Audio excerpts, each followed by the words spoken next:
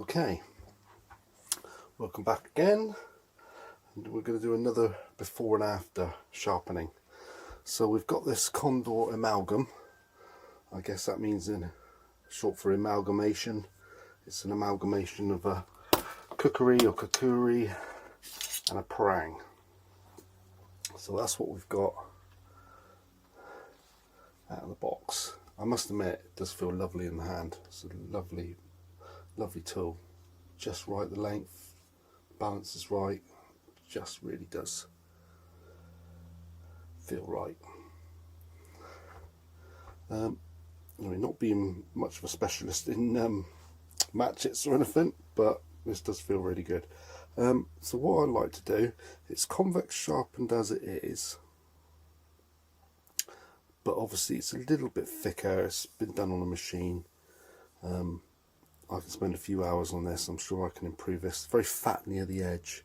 It doesn't need to be that fat, as long as you get a supported edge at the end of it, and obviously increase the polish. I mean, what this has got, it's got a tiny bit of polish on the edge. There's no secondary bevel. It is a proper convex, but I just want to improve on it really. Thin it out a little bit towards the edge, put it into a high state of polish, and just really sharpen it, really improve on what we got.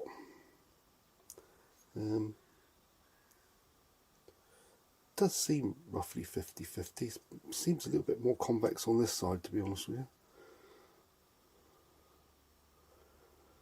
but hard to tell. It's definitely a machine. Anyway, let's have a quick look on my paper. Let's have a look at its sharpness. Oop. Will it? Oh, we'll do that.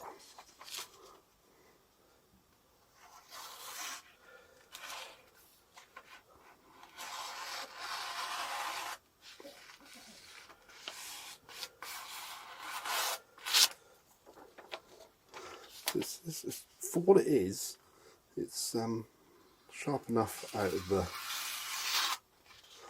the box, so to speak.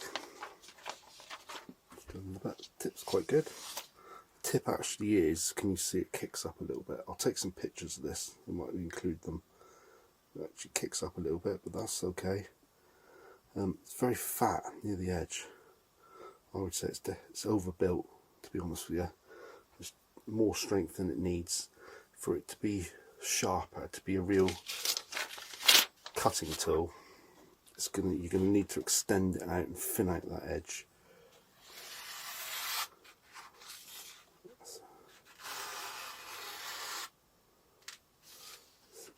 So that's the sort of, so I'm at a bit of a weird angle for the camera here, sort of over my shoulder.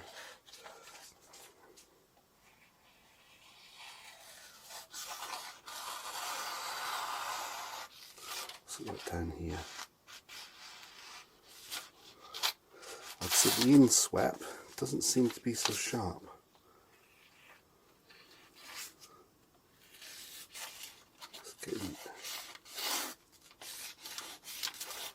Yeah, down here seems to be, I feel sharp.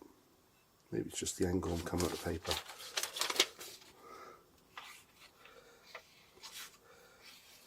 But you can see what I mean. It's struggling with the paper until it gets onto the belly, and then you have to draw it through quite quick. Let's see what we can do.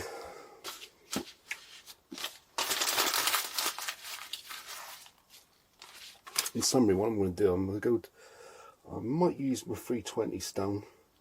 I'll have to find some sort of curved stone. This is a lot of the reason why I don't flatten my stones. That might be enough to get into the inswept. It's quite, helps to have a bit of a curve on your stones. That's why you don't particularly want a flat stone. Well, you don't want a flat stone ideally, I don't think, for an inswept. It's not too much of an inswept, but I'll check that out. I don't sharpen many inswept blades. I have done 3 years ago now. Most of my blades are straight or a little bit of belly, so But that's what we're going to do. I'll try my 320 round stone, take out a bit of the bulk here, then I'll go down to 1000 Kingstone, refine it, then it'll be an 8000 Besta, and then it'll be cleaning paste stroke, peak cleaning paste stroke, and then we'll see where we are then. Okay, some hours later, here we are back again. As you can see, I've finished sharpening it. Fortunately, it looked quite scruffy with the when I started sharpening, going into this really rough edge that was here. So I've done my best to take it out, or a lot of it out, but there's so many deep scratches I sort of gave up a bit, but I think it looks a bit better. It's going to be a bit more rust resistant. Same on the other side. Tried to do this top here and again made a mistake. Started to come down onto the coating there. I was like, oh no! I went onto the coating there, so I'd sort of go along by hand and sort of finish it all off. I hate coatings, I really do. But that's how the edge comes up. Looks a lot better, I hope you agree. And I've thinned it out a bit, so let's have a look at some paper.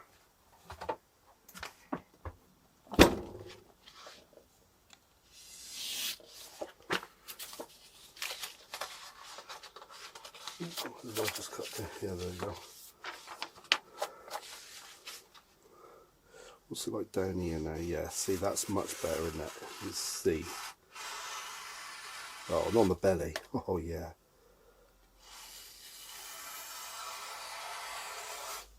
Yeah, much better. Yeah, I'm happy with that. I haven't tested it yet.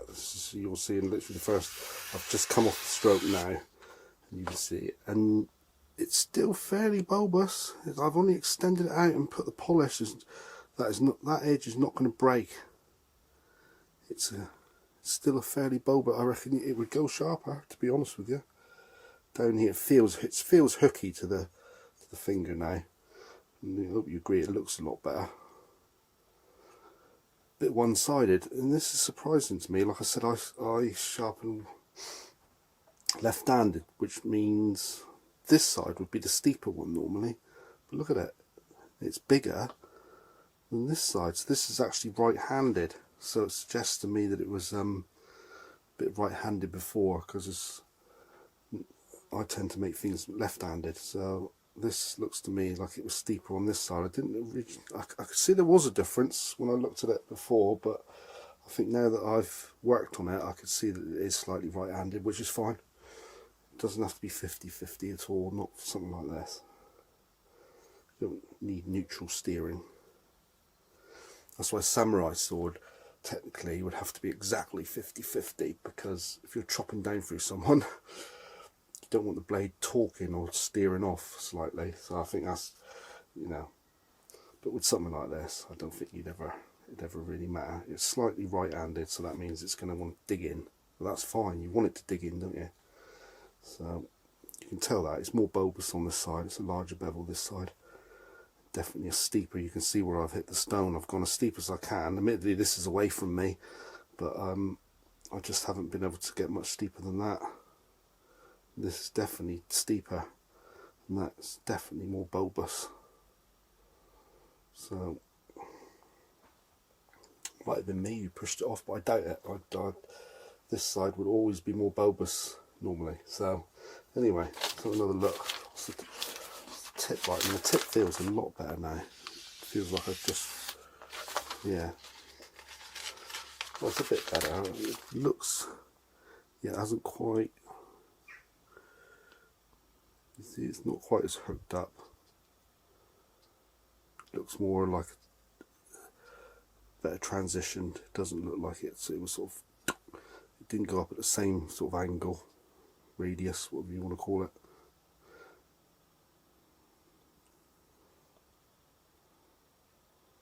There's still some scratches there. There's a lot of scratches in here, a lot of really deep scratches. I took this out with Abranet 80, then went down to 240, and then some 400 and some 800 emery type paper. You can see the scratches there. Anyway, one more test. So we'll look at the base a little bit.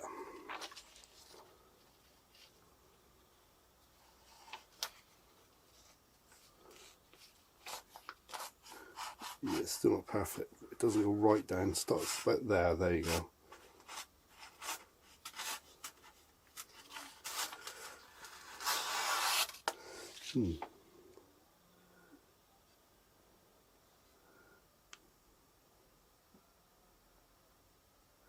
Maybe it needs a slight bit more. It looks okay to me. Might need a slight bit more stropping. Might be slightly tough the edge there. Right. Okay, so here we are. Just a little play around. It's not perfect. It's a lot better. Slight little problem down here.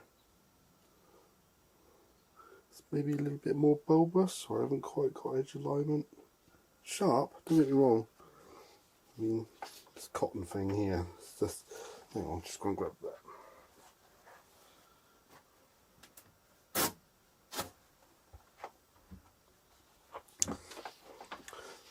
Again, don't often sharpen inswept stuff, so let's have a look at this here. So you can see it's sharp. There's a few layers there. Now look at it up here.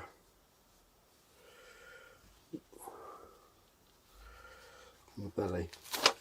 Oh, straight through. So what I would say is the matter with it is I haven't got the right shaped stone. I didn't have the I had a dished 1000 stone. I'll show you with the 1000 stone.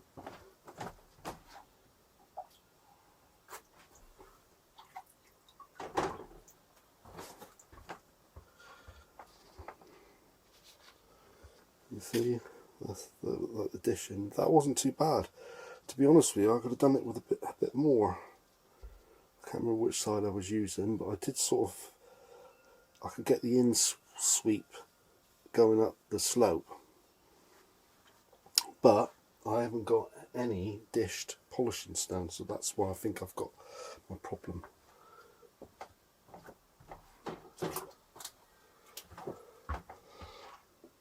But that's the thing about flattening your stones.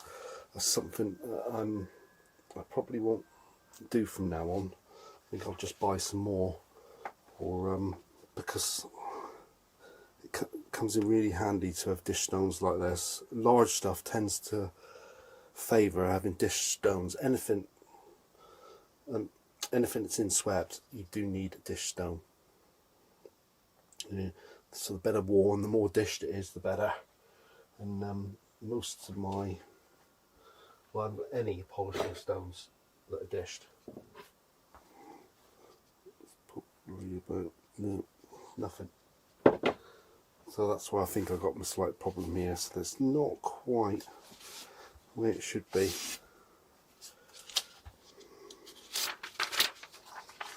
Down on the base. Where as soon as when it gets to about there, it's spot on. I think I've just got too bulbous. Don't know. I'm a bit stumped, to be honest with you, because it looks spot on, all by one little bit there. Don't know if you can see it right under my thumb. Can you see that? Little flat spot there. Probably where I caught the stone. But everything else, yeah, it really gets hooky there.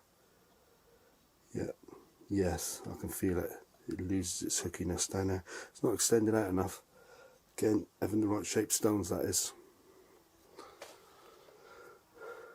I've had this problem before with inswept stuff. It's been quite a few years since I've sharpened anything inswept. I mean, this is fine for what I'm going to be doing for cutting bush and stuff, but I do tend to like things to be to a standard. But you can see how considerably sharper it is than before. I mean, this would strope up.